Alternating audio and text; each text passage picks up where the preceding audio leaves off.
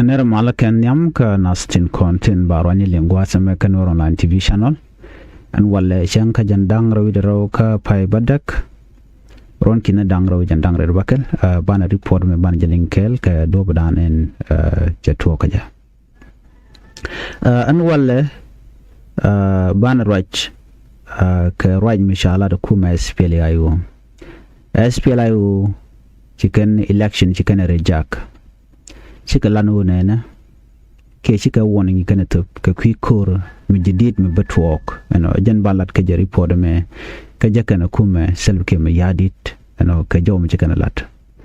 an biarun palping ka liangda ka dob dan deran datin kon lat kro den dere jangach kuma SPL ayo chungane ke ngum twok ka banjilinga report me ne gorno bi lerme bi nyakane ko ken ko mete kamish brej be shamala shubege mugwe je ka YouTube ko subscribe kum gwe je ka Facebook ko follow ban report ban je link a very important report ko there and there palpin ko ngai kon diale en opposition dini jen e kuma SPL ayo gwada te document charter ti jenon chana je linga gwa kan do budanen sheben keja an biarun palpin ko de kon diala ngaje no umle roda Karachi mishagor gwasame kiwarga mishagor kuma SPL ayo. Kuma SPL ayo kanishil audience test kamanda lat ke president Salva Kiir yadit. Ramen lakuar ntamba mentarar kimen ler lakuar kuma SPL ayo gwada te document charter ti jena. SPL mayo deputy chairman o yena Nathaniel. Achela do nene. Kala da jeka Friday. Jani shaman shalat the president Salva Kiir yadit eno take a queen kwarmi balat ka jan pai warawan be a jani share jack a jani sherlock shalado nena a jani constitutional change an chala da kuma ke do budana sha ngotcha gar ka je kuma go take t-shirt removed the gangani queen kware ko mi chara to cha ko cha queen kwar cha de lat chet ka agreement da ne cha tain ka ron kin dang ro dol badak china tane lu yet la do ne ka kuje mone tel mi shal ke queen kwar mi balat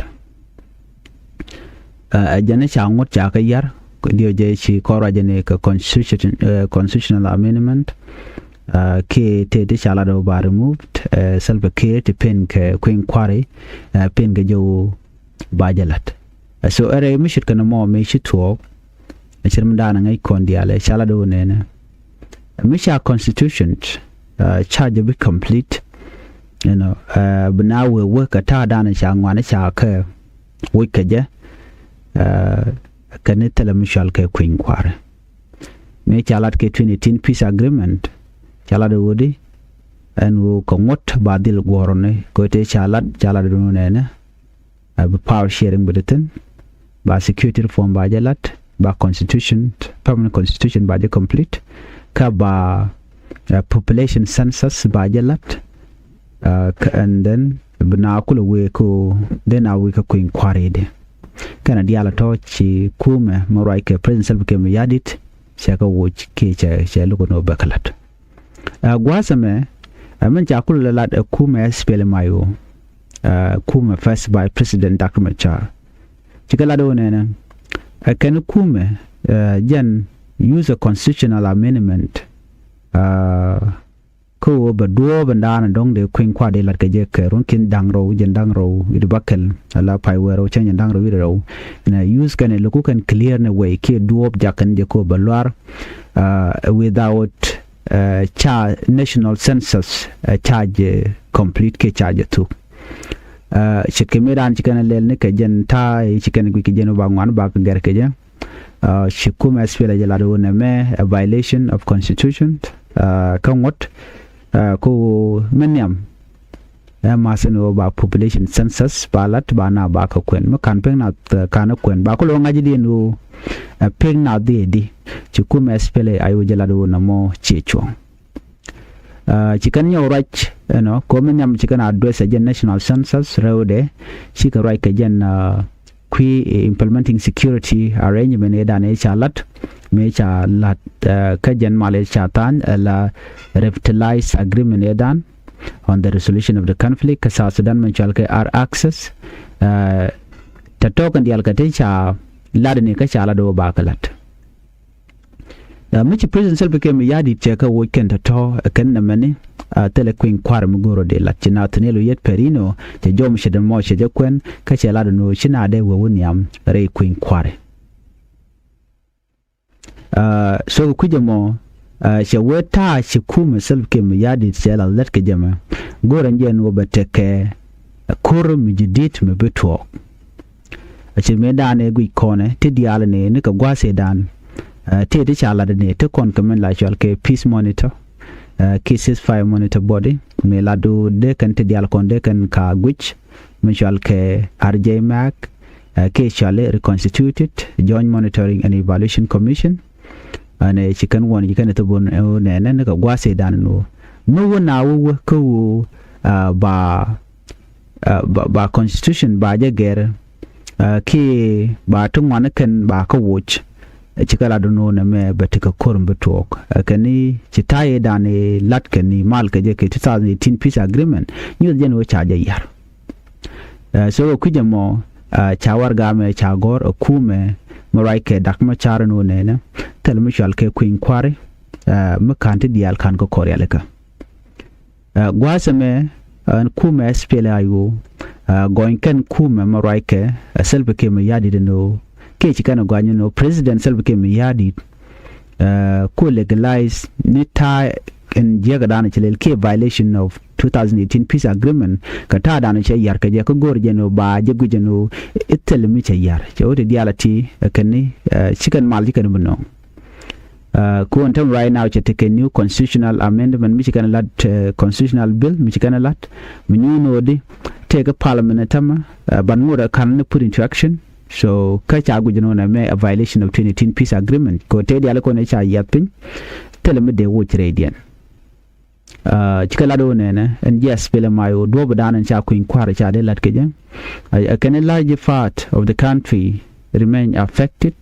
ke which tere kormidit gwada dinigen cha na cha ka displaced teen security taken kada dialati yerkano cha ku inquire cha de lat kane do bodien ba vote by kulat keje then kane vote cannot be done under such condition mijak diwe ko chuchkan kata kwar ko te ko la de ku inquire cha la do ne me cha gwa chinatanelo yet cha raje long ke tin kono to ka Equatoria no cha la do ne jani kuma SPLAIO take a control carry anten content ka Equatoria jana SPLAIO take a control ka penal SPLAIO take a jonglei SPLAIO take a unit state doro konen kuma SPLAIO tin and doron konen te kwijane karodian SPLAIO shi ka Salva Kiir yadit shi kana gwany no jan che delayment ngwan che galat ko ba 2018 peace agreement dan ba jalalat kirme da na isha tanke ku security sector so ko kuje money michi na wona ka security yo ka taye da na isha tane wal nu de no take agreement chalat chala do ne ba security reform ba jalalat no ba transitional justice ba jalalat ba political space ba jalalat aka ba permanent constitution ba jagor akante konde cha ya pinga gwaseda kuka natije no ne adoba dian mi ba security reform ba jalat ke jamo ka cha de ne dial cha ka joj ka cha ci ku Salva Kiir yadi ce wo woniam ka implementation ne ka tin kon le de ka wo jan wotin kon cha go harpin ka jana she goro te ga de mat so and security reform ba kula la de ka de ne SPLAIO dial cikan ta gonna ken kon te ka shi kume maraike adagma charba shi natanelo yet che kum Salva Kiir yadi che ka gwan ka kwi che ka gwan ka violation of ceasefire kon kum ngai kon te right now la di la ja nang bukan kum SPLAIO bukan o yan majan wana money a violation of ceasefire kum SPLAIO so mi che na maka gwate dan me chi SPLAIO chi ko rachi kum je deny che ngai kon so no more ring mle ro da tam mu kon we ka kuma SPLA yo la kwere Dr. Machar ta danen men yan kan jabo wa violation bo ke dum 2018 peace agreement ko telarami mo mitaj mal ka de yen no ka bu kwere na na yen ba won yam re-election ka kan te kon de tan ka mal chela do na mo che chong ci kuma SPLA ayu ci kala do Ramadan yirma ro na wonga selbe ke me yadit ke ripodan ci kana lat ne me agenda nen dong di yen link kamana chala da kuma SPLA yo ci kana ri jagano kana telemishal ke kuin kwar me balat ke jen 2026 to kontena so kuje mon kana enemy walat ke election yara ayara mala shi da me shaling shalat international community no tele kuin kwar mu de lat ka sha permanent constitution cha tana te de sha waiting ka sha population census cha lugo lat ka je anyok tele security reform ba kula ladide ka ti de yin wan ta ka dor so na me ke lew